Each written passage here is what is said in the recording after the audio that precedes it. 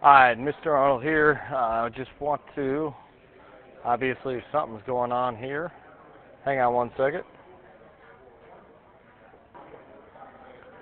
Alright, let's try this again here. Want to really quickly go over circuit diagrams, how we draw those, and how we know what the difference are between series and parallel circuits. So first of all, when we're talking about circuits, we're going to use some different symbols to represent what's going on. So the first one is our power source. Our power source looks like an upside down T, which is the positive side of the battery, and a lower k, or a smaller right side up T, which makes the negative terminal of the battery itself. So our first one, our first symbol, I probably shouldn't have circled all of that. Let me clear that stuff off again and try that again. Again, just talking about circuit symbols here.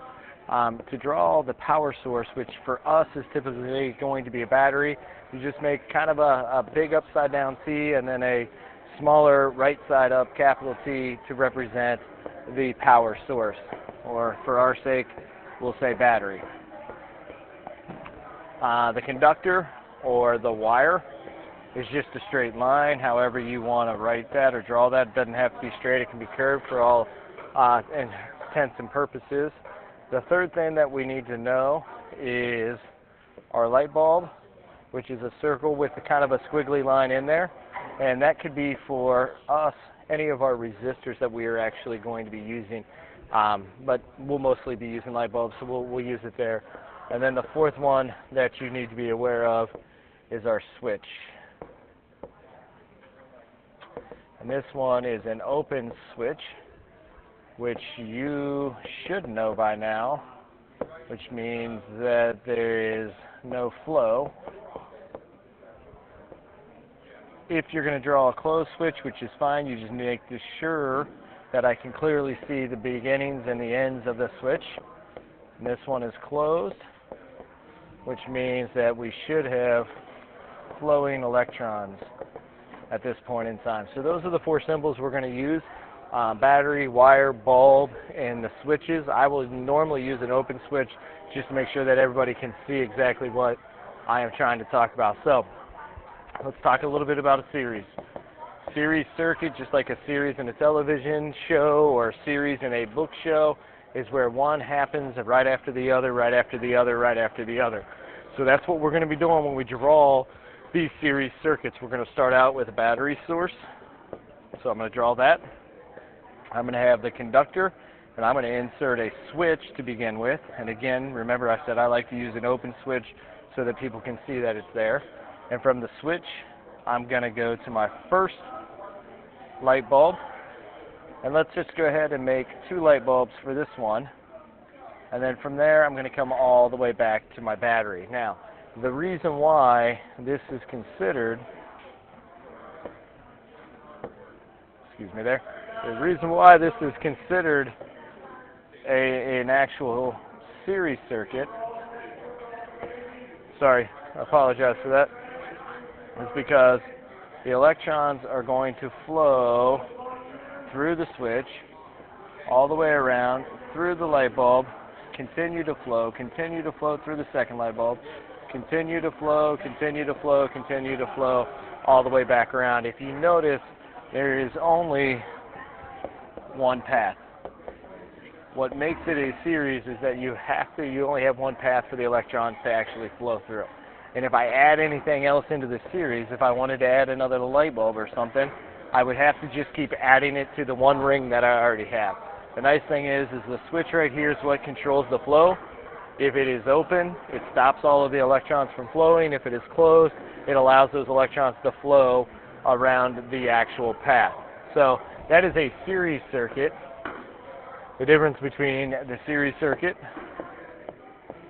and the parallel circuit is the number of paths. This is now two or more paths for the electrons to flow.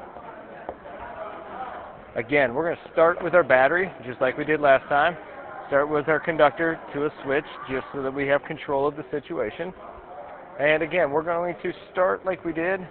We're going to go to one light bulb, and from there, we're going to connect us back. This is a very simple little circuit that we have going here. There's only one path, Mr. Arnold. This is not parallel, this is series, and you are right.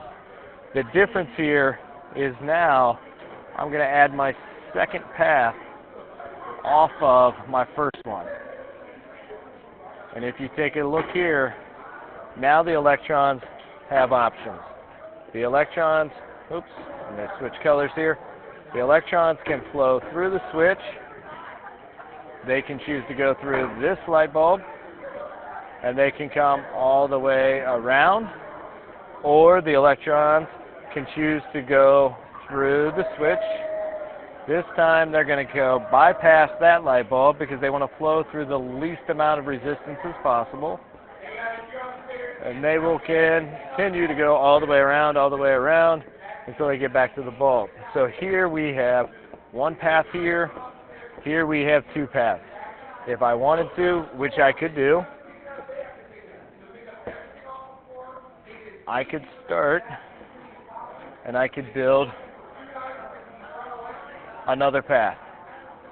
And again, the whole point of this and what's going on is, oops, the electrons have options. They don't have to flow directly in one path. They have all of these different options to get to the battery. The whole point of the circuit is we got to make a complete loop from the positive, or from the negative end of the battery all the way around to the positive end of the battery. The circuits are the conductors are what allow the electrons to flow. The circuits are just those pathways. Parallel circuit, we've got multiple ways to go. Series circuit, we only have one way to go. And again, just to remind us, these are the symbols that we're going to use for those. Mikey, how you doing? All right, so just a little bit about drawing. You will have to draw circuits on the assessment. You'll have to draw parallel series circuits. You'll have to include switches. Sometimes I'll say one bulb, two bulbs. Sometimes I'll say, one bulb that with a switch that controls the rest, etc. from there. So just make sure you have that all down. And again, if you have any questions,